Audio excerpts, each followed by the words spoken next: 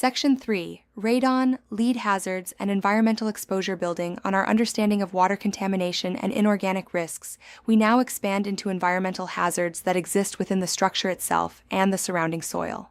While water quality introduces hidden risks through consumption, airborne and surface-based contaminants, such as radon gas and lead, introduce another layer of exposure that is often even more dangerous. These issues reinforce a consistent theme throughout this course. The most serious risks in real estate are often the ones you cannot see.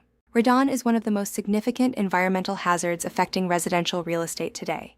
It is a naturally occurring radioactive gas formed by the breakdown of radium in soil, rock, and water. Because it is invisible and odorless, radon cannot be detected without specialized testing equipment. It enters homes through cracks in foundations, gaps in construction joints, and even through well water. What makes radon particularly concerning is that it has been identified in homes in every state, including Arizona, regardless of the home's age, design, or condition. From a health perspective, radon is classified as a Class 1 human carcinogen and is a leading cause of lung cancer. Long-term exposure to elevated radon levels significantly increases health risks, making it a critical environmental factor in real estate transactions. The EPA and the U.S. Surgeon General recommend that all homes be tested for radon, regardless of location or perceived risk. For real estate professionals, this creates a duty to inform and recommend, not diagnose, consistent with AAC R428-1 and ADRI guidance on recommending expert services. Consider a practical example. A buyer purchases a home with no visible defects and no known environmental concerns. After closing, a radon test reveals elevated levels well above recommended thresholds. The buyer now faces the cost of mitigation and potential health concerns.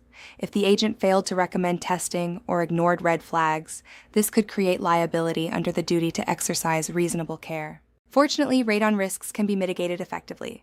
The most common method is active subslab depressurization, where a ventilation system is installed to redirect radon gas away from the home. Other methods include sealing foundation cracks and improving ventilation.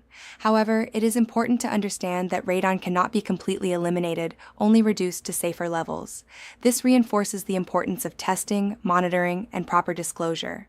Transitioning from airborne hazards to surface-based hazards, lead remains one of the most heavily regulated environmental issues in real estate.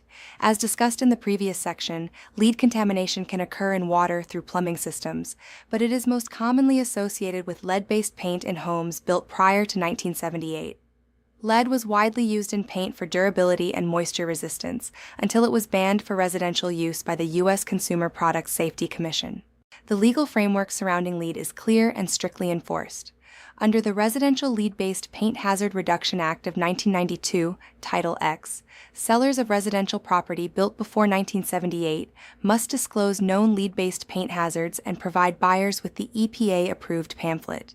Failure to comply can result in significant penalties and civil liability. This is one of the few areas in real estate where federal law mandates specific disclosure procedures, making compliance non-negotiable. Health risks associated with lead exposure are severe, particularly for children. Exposure can result in developmental delays, learning disabilities, and behavioral issues, while adults may experience high blood pressure and kidney damage. Lead exposure often occurs through ingestion or inhalation of paint dust, especially when paint begins to deteriorate. This is why proper maintenance, such as sealing or encapsulating lead-based paint, is critical in older homes. From a transaction standpoint, this creates multiple layers of responsibility. Agents must ensure that disclosures are properly completed, timelines are followed, and buyers are given the opportunity to conduct inspections. Additionally, agents should encourage professional testing when appropriate and avoid minimizing potential risks. As reinforced in Jennings v. Lee, 1969, fiduciary duty requires agents to act in the best interest of their clients, which includes full transparency regarding environmental hazards. As we continue to move through this course, it is important to recognize how these environmental issues begin to overlap and compound. A property may have water quality concerns, radon exposure, and lead-based paint, all within the same transaction. This is where real estate professionals must elevate their role from transaction facilitator to risk advisor, ensuring that every potential hazard is properly identified, disclosed, and managed. Online discussion. Why is radon considered one of the most dangerous environmental risks in residential real estate?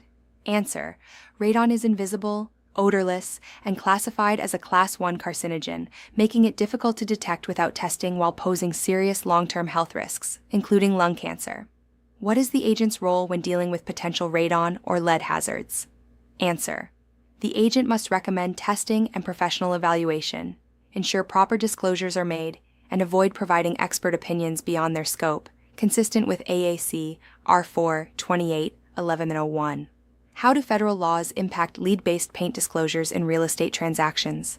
Answer: federal law requires sellers of pre-1978 homes to disclose known lead hazards and provide specific documentation. Failure to comply can result in fines and legal liability, making strict adherence essential.